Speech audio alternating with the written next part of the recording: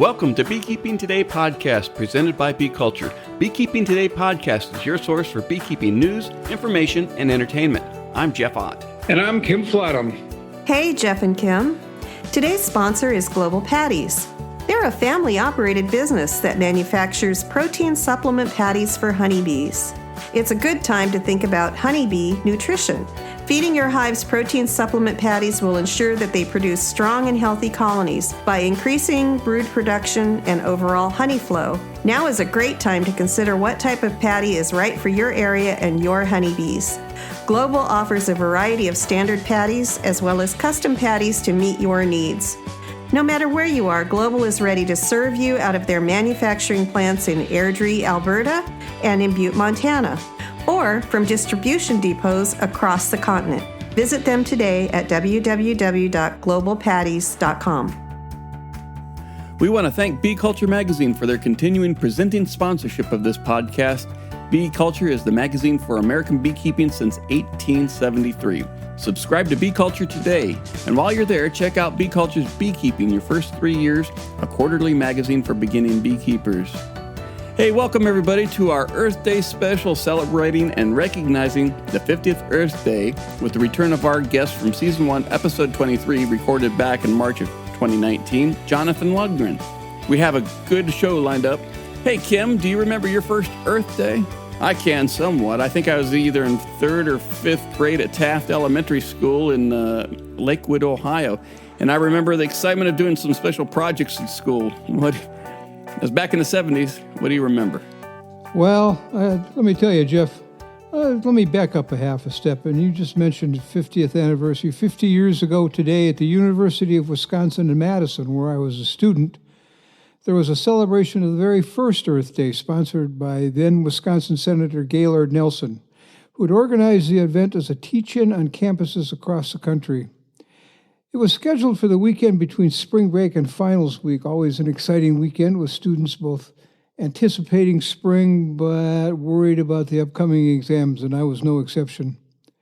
20 million people took part across the country that weekend, and by the end of 1970, a then bipartisan federal government had passed several environmental measures, most notably the formation of the Environmental Protection Agency. Really, Jeff, 50 years ago today was the birth of the modern environmental movement, but I'll tell you one more thing that happened 50 years ago this week.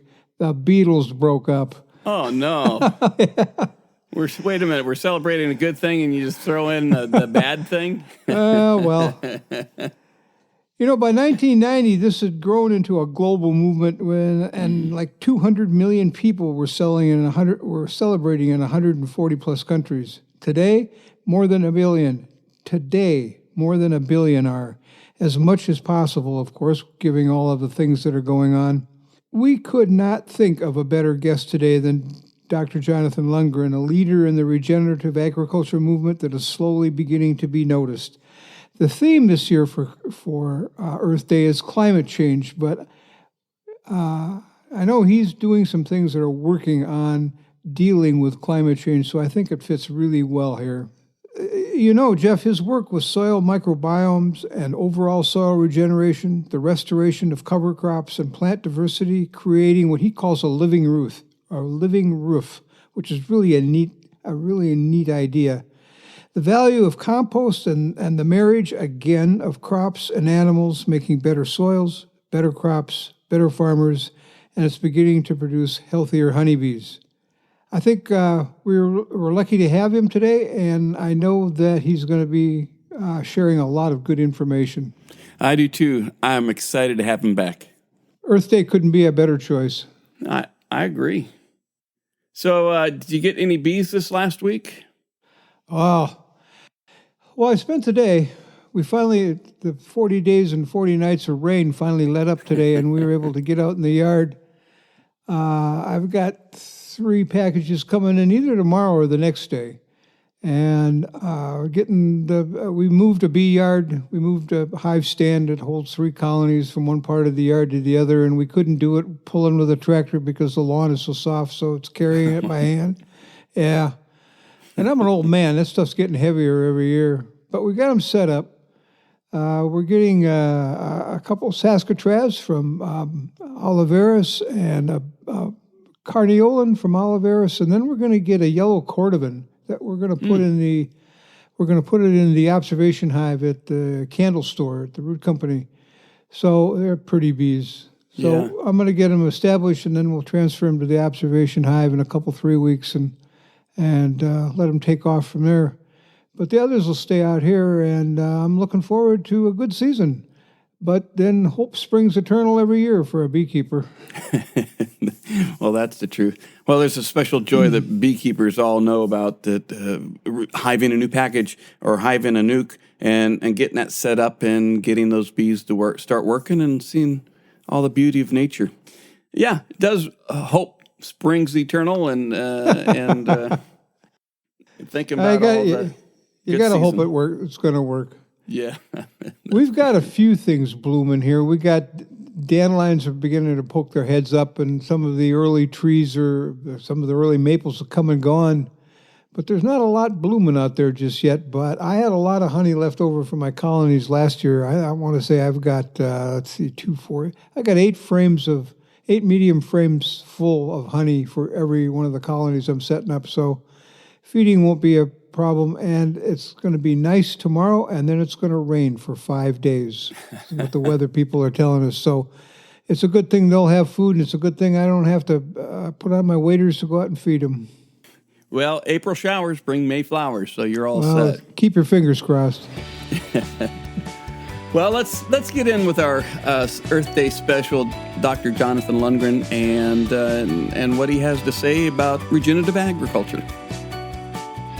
Well, welcome, Dr. Johnathan Lundgren, to the Beekeeping Today podcast, today on Earth Day. Thank you for joining us. Sure, it's good to be back. I think, Jeff, being Earth Day and the work that Jonathan's doing on his place out there, we couldn't have gotten a better person to talk about better stuff. I agree 100%. So what's new there at Blue Dasher Farms, Jonathan? Oh, it's been a busy year. People, sometimes they disappear off of the radar screen for a while, and they're like, wow, geez, why didn't you get your report done, or why didn't you do that? And it's like, well, because we're rebuilding Rome is what we're trying to do. And sometimes that takes me out of commission for a little while, or out of communication at least. So that's what we've been busy with this last year, is trying to not only revise how our food system along regenerative lines, that's what's going to save the bees, but also rethink how agricultural science is conducted in general. Because, well, I keynoted at ABF this last year, and they had me down in Galveston a few years back, and I asked them, how long ago the bees started dying, and they were kind of, in 2008, that kind of came out, and then I said, okay, how much money have you spent on researching this problem? Like, hundreds of millions of dollars. And I'm like, okay, how'd your bees do? Room gets real quiet, right? And I said, this isn't a bee problem. This is an agriculture problem. This is an environmental problem. The bees are just the canary in the coal mine. And unless you guys are investing in agroecology research, your bees are going to still die. And this last year, I asked the same question, and the bees, we lost as many bees, if not more, this year as we did back in 2008. And it's like, the current system isn't working for science and agriculture, is it? It's not solving underlying problems. It's just slapping Band-Aids on systems. And so we've been really thinking about that as our identity at Ecdysis, which is our nonprofit science and research company, that we're trying to reinvent how science is being conducted in order to solve underlying problems rather than just slapping Band-Aids here and there. It's not getting us where we need to go, is it? Explain to us a little bit about when you say compare and contrast the current agricultural research versus the direction it needs to go for our listeners who may not be aware of that? Well, it starts with, how science is funded. You just have to follow the purse strings, and the larger an institution gets, the more money it requires to keep active. And there's only so many deep pockets these days. The other way that science is conducted and funded is through funding 3-year incremental projects. And so you get in, you solve a symptom of an underlying problem in 3 years, and then you move on to the next thing, right? Or maybe it's how scientific questions are asked to begin with, because there isn't a lot of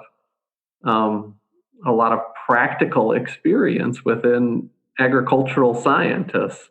We devise hypotheses from behind a computer desk. We're not out in the field, getting our hands dirty all that often, or not often enough, maybe. We've never had to be a beekeeper. We've never had to keep our families afloat like a beekeeper does off of those bees.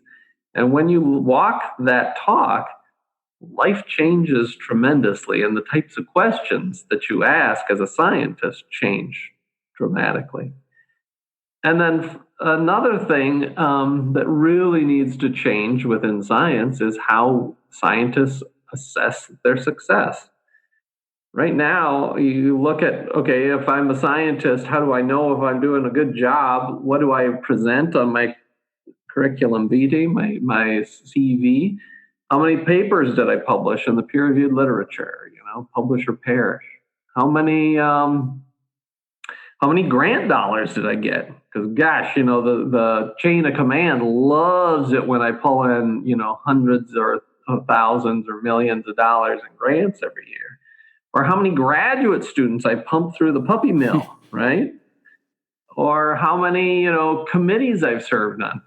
How many of those things that scientists care about, how many of those things do beekeepers give a crap about? None of them. But the only way you get a job in science is by playing that game, right? And so it's agricultural science, and I would argue even bee science, is in this self-perpetuating rut, and we can't get out if we continue down this road. Well, Johnathan, the yardsticks that you just mentioned are, ingrained in 1,000 years of science. What kind of yardsticks would you propose get used to measure success, failure, however you want to look at progress?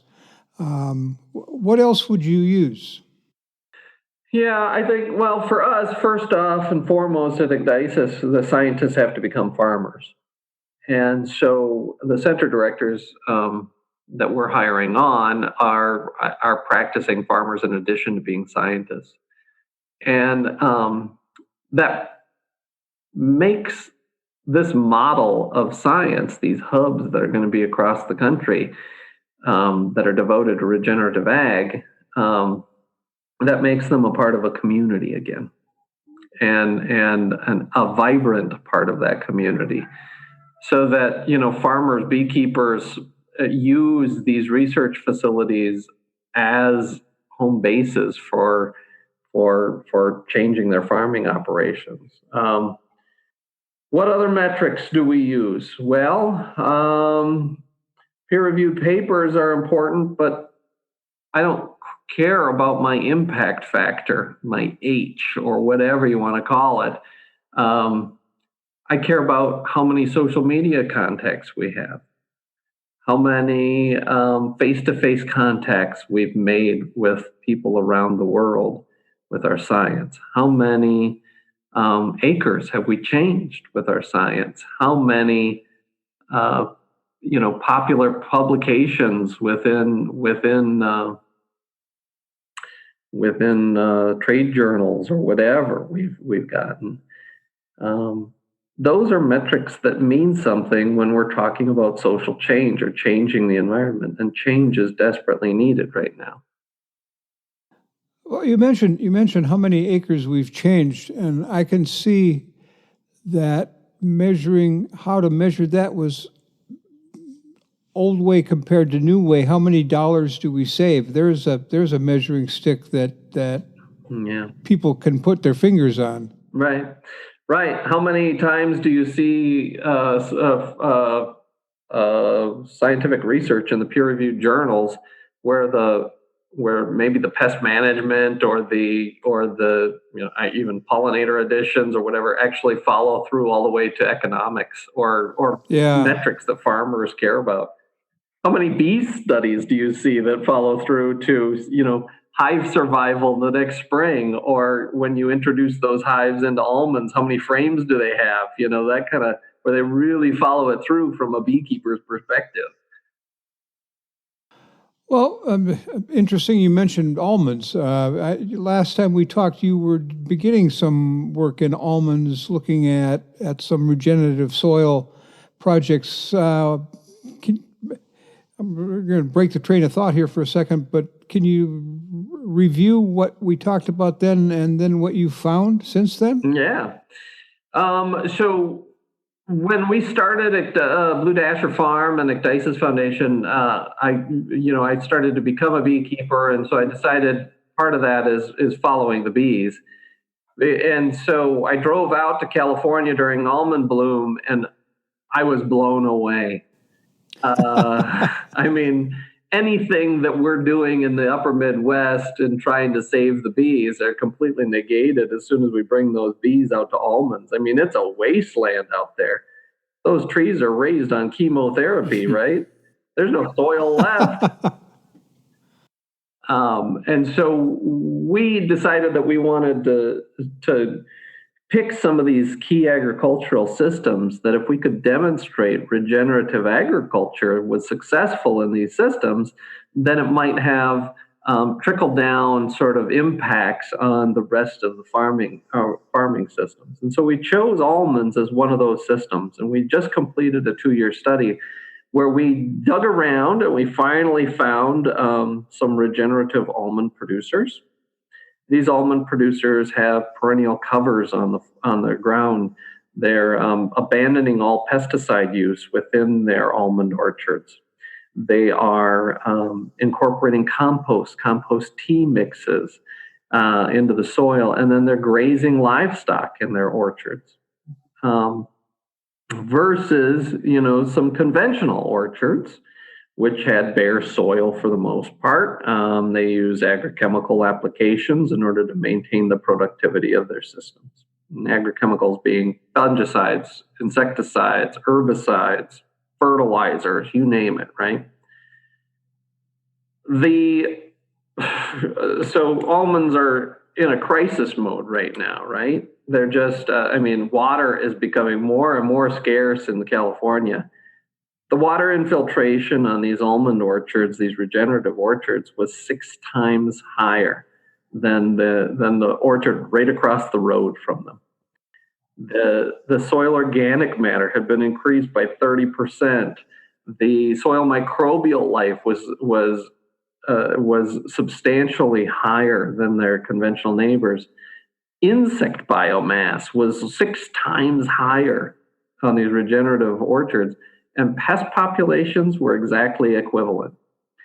So when we presented this to one of the conventional orchards, the guy came in and he looked at the data and he's like, I don't believe it. What you're telling me, I followed all of the university recommendations, the best practices for almonds, and I sprayed 5 times last year. And you're telling me that the guy across the road from me who didn't spray at all had the same number of pests? I just don't believe it. But the success story there is that he converted 125 acres this year to regenerative production. The profitability of these regenerative almond orchards is twice as high. That's a good point. And I've heard that, but is it twice as high because he spent less money doing all of those chemical things and all that he didn't do, he saved money, as opposed to the other guy who did all of these things and spent all that money? Or was his yield, how did the yield compare? Yields were equivalent to each other. They saved substantial costs in terms of input costs. Their costs of operations were just, significant. It's got to be a lot less, significantly lower. Chemicals that cost a lot of money. There's a reason these big companies are so interested in them, right? And then there's also some of them had premiums. Some of them marketed their products directly to consumers. There was a lot of approaches that they used in order to get a higher value for their product as well. Well, if yield was the same or approximately the same, and labor and material costs were much less, those are certainly measurable qualities. The one measure that may be a little bit difficult to measure, but to me is the most important, is the amount of crap you didn't put on that orchard. Yeah, I know. So compare that. So for those who don't really understand regenerative agriculture and how it's applied in the almond fields, can you talk? So we don't leave listeners with the belief that traditional almond growers are just all about the chemical application, and that the new people, or the regenerative agriculture, is just the absence of any chemical. What are the additional steps that they are doing for the regenerative agriculture besides not application of the petrochemicals?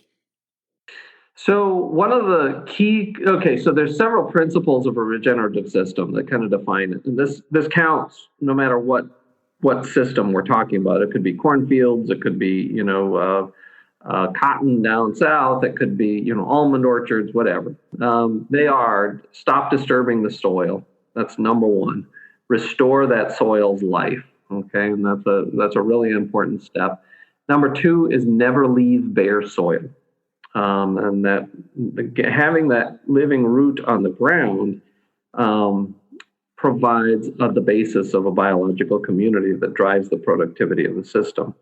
Number three is plant diversity matters, and more plant diversity is better than less. And then fourth is that crops and animals belong together. And so integrating stacking enterprises like that, where you involve livestock back on your farm, is a really important component. In almond orchards, somewhere down the road, they decided, maybe it was for frost protection, maybe it was ease of harvest. There was a lot of myths, let's put it that way. A lot of myths that ended up driving this into this current almond production system into being. And they've been profitable, but they could be twice as profitable while preserving the natural resource base of their orchard. So what they're doing is they're incorporating perennial covers on the ground, planting cover crop mixes, multiple species. We're talking 7, 10, 20 different plant species in these mixes. They're getting compost where they're jazzing up their microbial community of the soil. That makes the trees healthier, able to defend themselves against pests. Also generates fertilizer for the trees and the nut crop. Compost teas is just the microbial extracts from that compost, and just really can jazz up the microbial life of their soil. And then sometimes they're incorporating animals back in there too. So we studied 2 orchards at least that had broilers, like chickens, meat birds they were grazing under there, and another one was grazing sheep under there. And they were making more money off of the chickens than they were off of the almonds. Well, the almonds are a profitable crop, but boy, if you start stacking enterprises and use that ground for something else too, well, that's just a good business decision, isn't it? Well, it's got to be a model that people are going to want to look at. But I can immediately see, I've had just enough science background to immediately see that. How do you measure all of those things? I mean, you've gone from bare ground as a measurement and using that as your standard, if you will. And then you add cover crops and diversity and animals and all of those things. How do you measure the value of each of those? Yeah, that's a real challenge, and that's another reason why we need to rethink how we're doing science, because these are farming systems. They're not reductionist component research projects, right? Oftentimes you can't just partition out the cover crops from everything else because everything works together. Yeah. And so we don't always know the exact mechanisms that are driving this, but what we do know is that the farmers have developed a successful system. And we can, sort of post hoc do some analyses that look at different components of the system and see, which ones seem to have the largest impact on profitability or yields or insect community dynamics, whatever you want. It becomes a really important question when we're starting to advise transition strategies. And that's our next phase for the almond work this coming year, is we're going to try to figure out using how farmers. So we've been presenting this to a number of farmers out in California, and they're like, this is great. We're good. I want to be twice as profitable. I want to conserve water. That stuff's becoming expensive. I want to conserve life of my orchard. If I can make money doing it, why not? So they're starting to transition. And now our next question, and the question we get peppered with the most at our meetings, is how do we make that transition most efficiently? And so how we're going to approach that is we're going to allow the farmers, and this is another way that we're rethinking how agricultural science is being conducted. We're not providing a cookbook at this time. What we're going to do is we're going to go to the most experienced people in the room, and those are the farmers themselves. And we're going to say to them, please, what does your transition system look like? And then we're going to study those over 3 years to determine which approaches seem to be the most successful for other almond producers. So we can give them a roadmap at the end of this for how to get there. When that happens, I think we're going to see a lot more healthy bees. How long is the transition? Is that a 1 year process or one spring process, multiple seasons? Yeah, that's a great question. I think that right now we don't know how quickly it can happen, but the farmers that have been there say that we've documented that we see changes in the first year. When do those changes start to asymptote out so that you kind of know you've reached what you can achieve on an almond orchard? That's more the question that I'm interested in. So we know we're going to see positive effects in the first year of almond production once they start to go regenerative. But now we want to see whether we can, which approaches, if it's developing a full system first, if it's piecemeal, just getting cover crops out there, and then stepwise where you start to incorporate compost and then maybe livestock or something like that. Those would be. I can see the next big. Well, that's certainly the challenge there is to do that as what's the word I want, as fast as you can, but as good as you can. But then take that information. I can do it in an almond orchard. Can I do it in a cornfield in Nebraska and a cotton field in Georgia? Yeah, that is a huge issue, and so we are studying that. That's one of our big projects. Is General Mills is trying to change their supply chain into a regenerative supply chain, and so as they go through that process, they're asking us to study the effects on the life and efficiency in these different approaches to that system. So we're studying 86 farms from Manitoba or Saskatchewan down to Kansas over the next 3 or 4 years. So, from General Mills' perspective, I can see where that makes a monumental common sense in making sure that I've got suppliers this year, next year, and 10 years from now. Yeah. That's what this looks like. It's it certainly is heading in that direction, as being profitable for the farmer and producing good crops, and at the same time preserving the soil and the land and the landscape. I kind of commend General Mills for thinking ahead like that. Throughout all of this dialogue, it's not about a label. It's not about a set of rules or something like that drives this. It's not about the most effective way of changing our food system is knowing where your food comes from, knowing your farmer and knowing your beekeeper.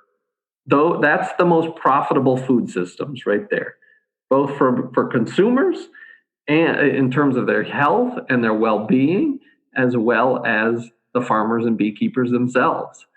And General Mills they know their farmers, and that's a big deal. I can see that.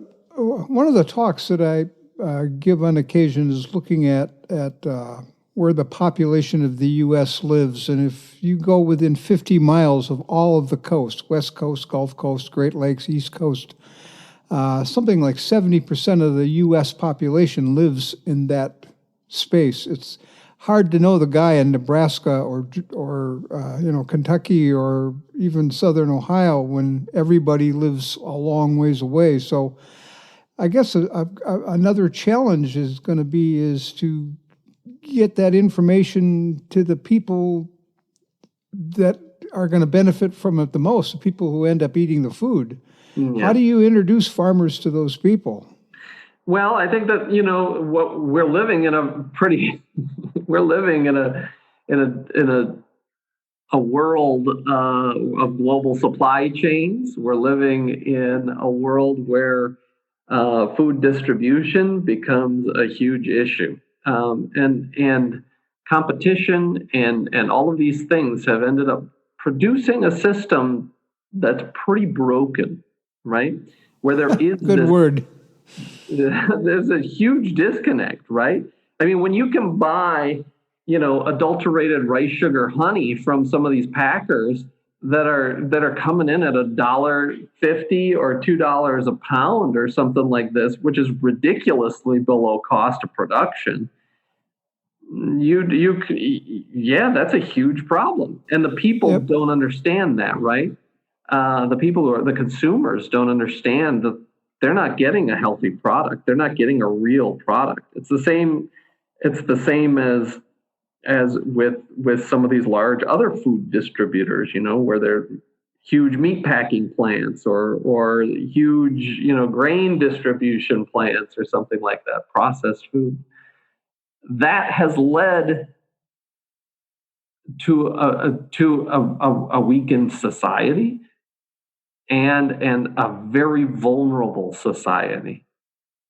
So that when things like COVID end up dropping in, we're just poised for problems, right? Well, you couldn't.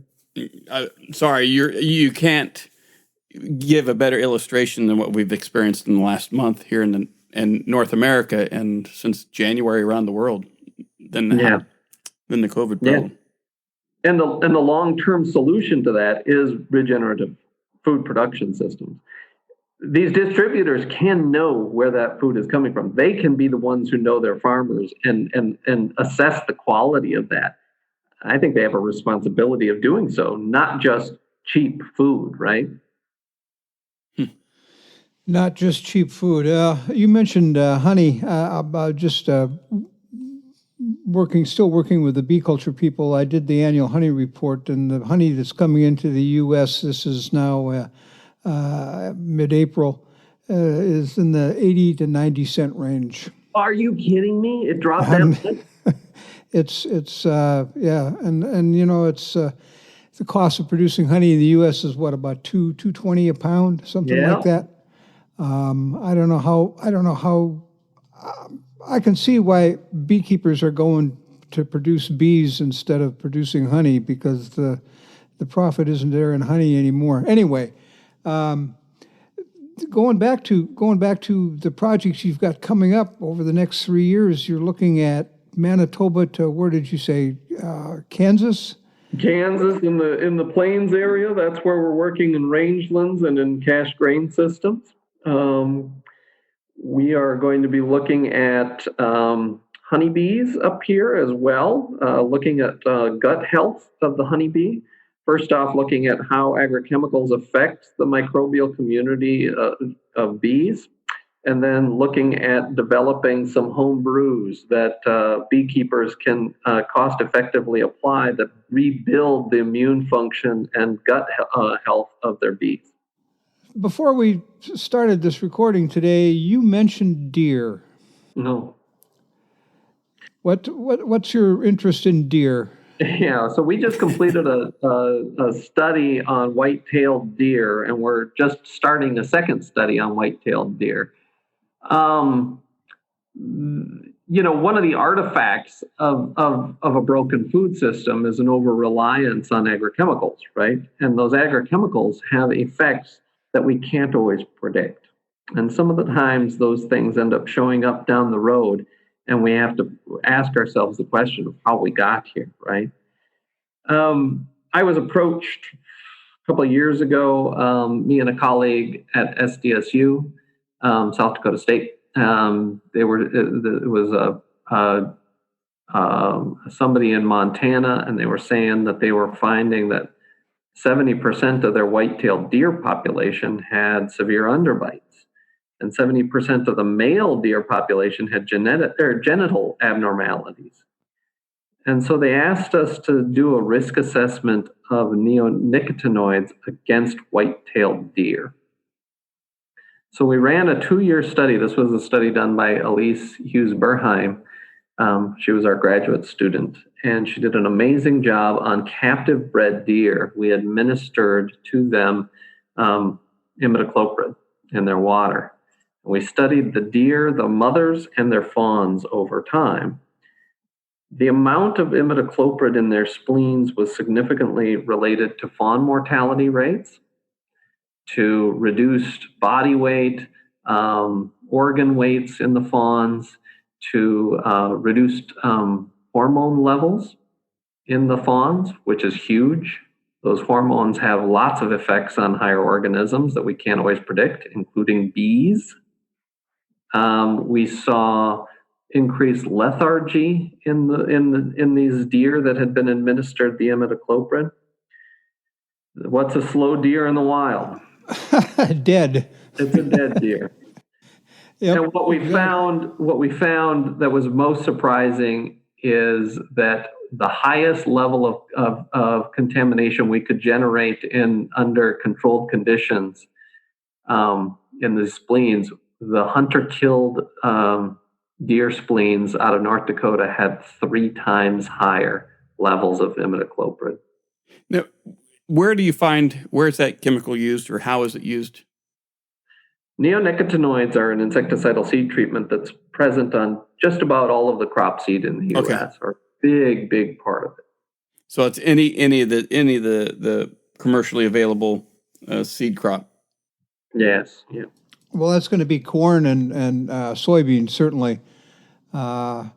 Well, that's I would guess that the people who make a living hunting and who enjoy hunting as a sport and activity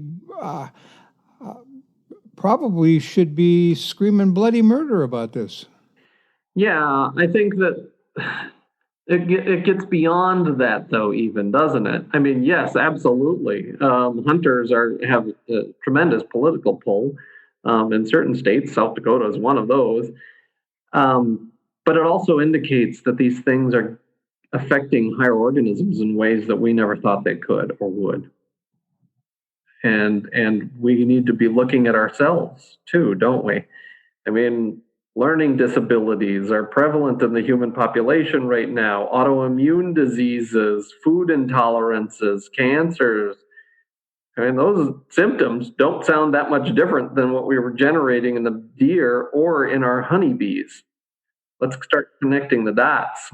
I find it interesting because the other day I braved the COVID world and went to our local big box garden store, and there was the local spring plantings of vegetables, and they were freely advertising the coated seeds and pest-free seeds, and it's amazing for the people who are wanting to grow organic vegetables for their families in the summer. They are at risk based on what they're finding in the deer, it sounds like. Yeah, I think we're all at risk at this point. The stuff isn't staying put. It's getting into the water. It's getting into the soil. It's getting into plants that have never been treated before. And it's getting into us. An interesting thought that I don't want to think about, I guess. Well, so... but there's a good solution, too. And I think that's a really important aspect. That's what we want to focus on, is the solution and not... Well, the solution that you are alluding to, I guess, is your regenerative practices with all of these crops, which are going to be different for each crop, but essentially end up doing the same thing, one would hope. So what crops are you looking at? You mentioned, like I said, from Canada to the Midwest. Right. So up in this area, we're studying rangelands. By managing our animal herds, we can regenerate plant communities on the soil in these pastures in ways that might even be enhancing honeybee health. So that's one of the studies that we'll be looking at in rangelands. We'll be looking at small grain systems, canola, peas, alfalfa, down into Kansas where there's sorghum, soybeans. So those are some pretty big, that's a big study. We'll be looking at waterfowl. We'll be looking at the effects of regenerative farming production on wildlife populations in addition to the whole system. And then almonds, and then we'll be starting a vineyard study out in California here shortly as well. It sounds like you've got an army working with you. When we first started this thing, there really wasn't an instruction book for what we were trying to do. And so, the fact that we're even here after 4 years is a little bit astounding to me with this new model. But the fact that we're expanding into new states now, that's a whole new world altogether. And so we're kind of at the top of a roller coaster again. The first time we were on this was when we were getting started out here, and can this even work on one site? But now scaling it up to a national level, we're about to have to, we're going to have to hold on tight and see how this goes. Well, roller coasters are fun. It's a good thing, I think. Yeah, they're fun. They're also terrifying, aren't they? Well, speaking of terrifying, and I hate going back to COVID, but that's so front and foremost these days. I see out on your event page that you have a lot of field events lined up. How do you see the current events impacting your coming season? Have you made plans? I have not. So we've got workers are working from home right now. That's working for right this moment. It's going to stop working pretty soon. And we're going to have to make some hard decisions. And I don't know what the answer is. But I do know that we are the long-term solution to COVID. Okay. Transforming our food system, making people healthy, removing this constant degradation of our immune system by agrochemicals. That's the long-term solution to COVID. And so we're trying to figure out how do you balance the short-term solution of shelter in place against the long-term solution of making us a healthier society. And I don't know what the answer to that is yet, but we're still planning on doing at least our field research, and hopefully our August 10th field day, things will be quieted down enough that we can do that with minimal fear. Yeah, it definitely sounds. I think you're on the right track. this is really I was positive. going to say, it sounds like I was going to say, Jeff, it sounds like the right people are asking the right questions here. I agree. Well, Johnathan, anything we haven't asked you that you want to bring up? I think you just brought up COVID, and gosh, you look around and there's so much fear and there's so many scary messages out there. and it's really hard to see beacons of hope. But I have a lot of hope right now. I think that the other side of this, and it's not something we choose to be in, all right? But the other side of this is going to look real good. And I think that it's not going to be easy to get there, but I do think that there is a lot of hope for that future. I have to agree. It's a nice upbeat thought. Good. Jeff, I think we couldn't have done better for Earth Day.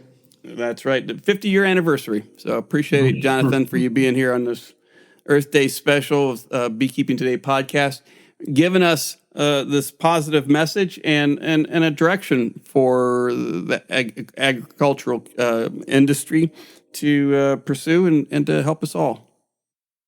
Yeah, thank you guys for highlighting this. And yep, you guys can all support it. You can give your money to the government or you can give it to us. Just go to ecdysis.bio, ECDYSIS, and consider donating to our nonprofit.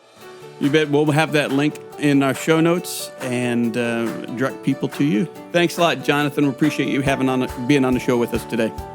We do, and we look forward to having you back and keeping us updated on how all of this is going. Anytime. Thank you. Okay, take care. Bye-bye. I really enjoyed having Johnathan back on the show. The work that they're doing is really great, and I'd really like to go out to his farm or where they're doing all that work and spend some time with all of them. I'd learn a lot. Yeah, some of the points he brought up. This is just way cool that all of the research that beekeepers have been doing to find out why their bees are dying hasn't worked, and he's pointing in the direction that it's an agriculture problem. His work with pesticides is really exciting, I think, and I hope it begins to solve some of the problems. When I was doing extension in Wisconsin, the people that did the best extension work were farmers first and scientists second. And he brought that right home today. It's that the guys that were out there getting their hands dirty and working in mud and coming in early and staying late and then taking the data and doing the analysis and writing up the papers, but they were farmers first. And I think that goes a long way in making research focused on what it needs to be focused on. And then his work with compost and cover crops. And can you imagine an almond orchard with chickens in it? How cool is that? I think that's just way cool. And then what he brought up about deer. That was wild. Yeah. That was really wild. And I hope people start paying attention. He pointed to some things, fawns that were underweight and deformed and died young and all of these things. And they brought it back to, and it was pesticides in the environment. And that's what people need to be looking at. So I think he did a good job. I'm really excited about what he's doing, and I hope we can get him back and talk some more about it.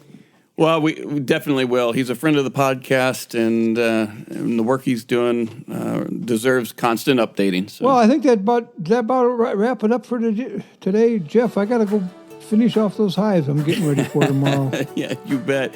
That does wrap it up for this special Earth Day episode of Beekeeping Today podcast. Before we go, I want to encourage our listeners to rate us 5 stars on Apple Podcasts or wherever you download and stream the show. Your vote helps other beekeepers find us quicker. As always, we thank Bee Culture, the magazine for American beekeeping, for their sponsorship of the Beekeeping Today podcast. We want to thank our regular episode sponsor, Global Patties. Check them out at www.globalpatties.com. And finally, we want to thank you, the Beekeeping Today podcast listener, for joining us on this episode. Feel free to send us your questions and comments at questions@beekeepingtodaypodcast.com. We'd love to hear from you. Anything else, Kim? A final toast to the Beatles, Jeff. All right. All right. Well, I'll talk to you next time. All right. Happy Earth Day, everybody.